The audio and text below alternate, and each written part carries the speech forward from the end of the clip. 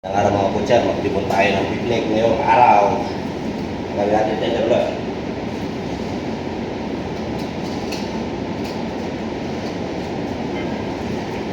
Tenderloin ng baka, tanggalin natin. Yan mga butcher, yung tenderloin. Sunod natin itong beef chops niya. Maputol yan, automatic na yan mga butcher. Ano pa? Beef chops. Ayaw. Ito yung beef chops niya mga butcher. Sunod natin itong balakang niya, hipbone niya. Tingnan niyo. Ayan.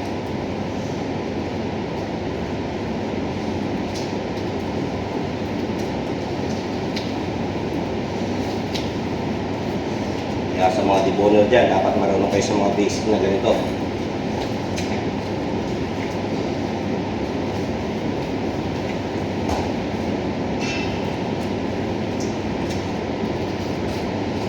Palitersi daw, palitersi.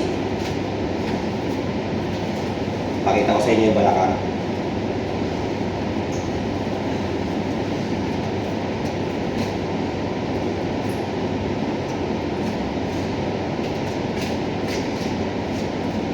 Yan na, tanggal na yan mga butcher.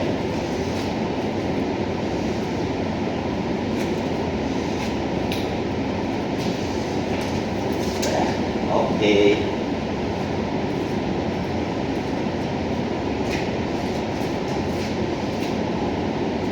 Yan yung itsura ng balakang mga butcher.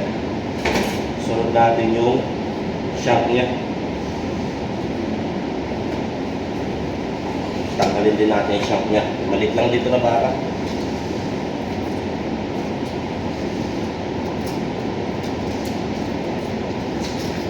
Yan.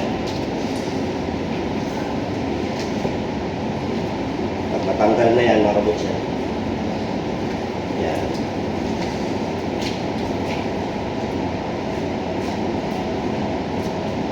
Yan ang beef shank mga butcher.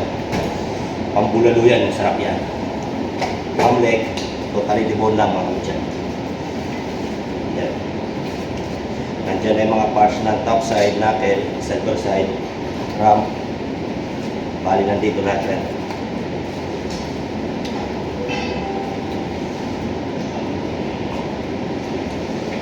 Ikutin ulit natin.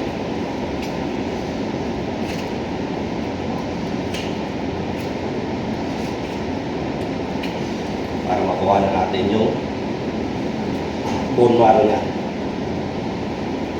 Yan. Pag makuha na yan, tanggal na yung bone marrow niya. Yan. Kung hawak ko yan ang bone marrow, lapit ko sa inyo para makita. Yan.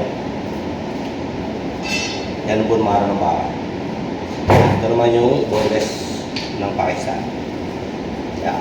Yan. Hanggang dito lang mga butcher. God bless.